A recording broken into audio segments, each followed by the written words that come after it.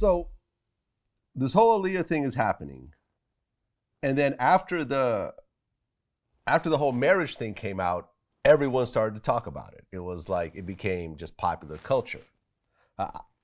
How were you guys dealing with, people accusing R. Kelly of being, a pedophile and stuff like that, when it got out?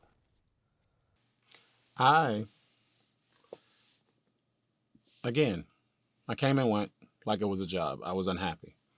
I didn't do a lot of investigating or a lot of gossiping.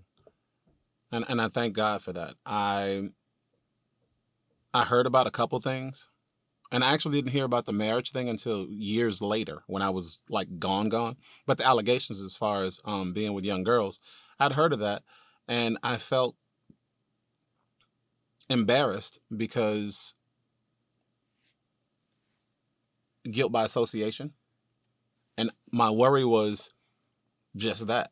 So with having the accolades of being in the group and things of that nature, even when I went out and about and did whatever it is I was doing, I was very reluctant to say, any of my dealings with, people would introduce me, oh, this is Rick from R. Kelly Public Announcement. And I started warning people in advance, please don't. I don't want the questions. I don't want this, that, and the other. So I was embarrassed.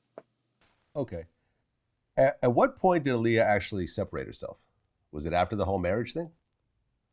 Yeah, it was after the marriage got annulled, and then after that she was gone. Okay.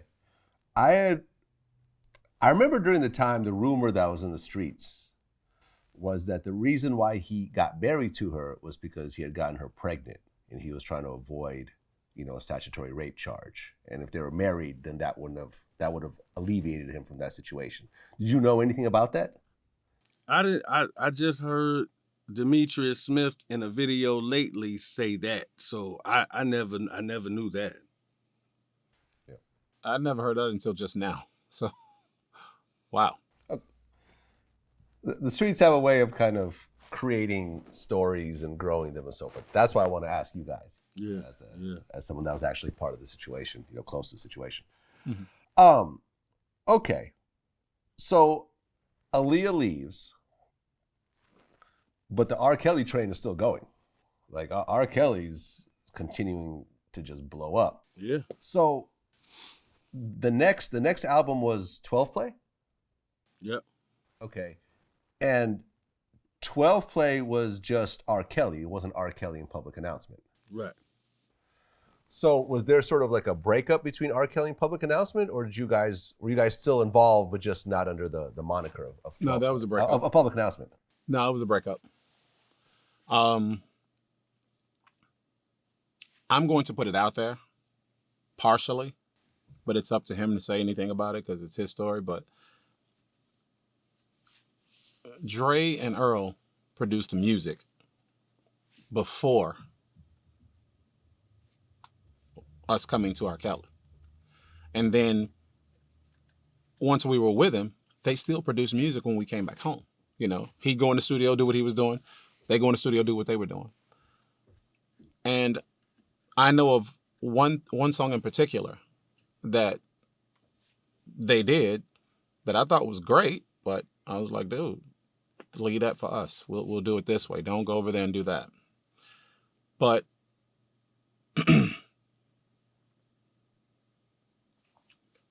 God has a way of showing you what you can do and just simply what you should not do. And on the last video shoot that we did, which was the first single, 12 Play. I'm sorry, no, it was Sex Me. The song was Sex Me. That was the first song off the second album. We decided to go do the video shoot and then leave. By this time, I had a little bit more knowledge about why we were leaving. But for me, with management and Rob, I was at that point, all the bad stuff that I could go through, I'd gone through, and I wasn't callous, but I wasn't bitter. I wasn't angry. I could handle what they were throwing at me. I was good at that point. But when they said that this was what we wanted to do, we're gonna do this last song, we're gonna do the video, and then we're gone. We're done. We'll do our own thing. We'll produce ourselves. We'll do what we need to do. And I came with them, so I left with them. And at that point, we did the video shoot, daps and hugs to everybody, peace out, and we never went back. No phone call. They made phone calls, nobody answered. We all agreed that we would not answer any phone calls, not voicemail, nothing. We wouldn't do anything. And that's what we did. So we left that day and never went back. Okay, because you guys were not like officially signed to like Jive Records, right? Nothing. It was more of like a handshake deal between you and R. Kelly. Yep. Yeah. Yeah. Yeah. As We know how Dre those says, go. We as know Dre how these handshake deals go. and it was really it was an agreement that said, hey, you come with me, work this out with me, help me promote my album and do what we're doing as a group, and then I'll produce you guys. And we said okay. You know, it was that simple. It wasn't like, well, we need to sign something or let's do it. No, we trusted him. So it was like, okay, cool, no problem. You know, and the momentum of what we were doing was so, it wasn't unexpected, but it came a lot sooner because before we started performing with him, we were already out doing shows. We were already out grinding, making a name for ourselves. So when that turn of events happened and we were able to really start to see a difference. I mean, we had been performing and winning talent shows, and then all we could do was be judges or special guests. We had reached that plateau, but now this was a different level of, is it really possible? Can we actually go somewhere and be on television and fulfill what we were doing? And that's what presented to us. So it was like, okay, yeah, let's go. And we got on that train and just, it went full steam ahead a whole lot faster. Well, yeah, I mean, I'm looking at the track listing of 12 Play right now. And on the song Bump and Grind, which I guess was the biggest song on the album, Mm-hmm. you know, one of the lines is, so show me some ID before I get knee deep. Here we go again with the 18 and over sign. Right.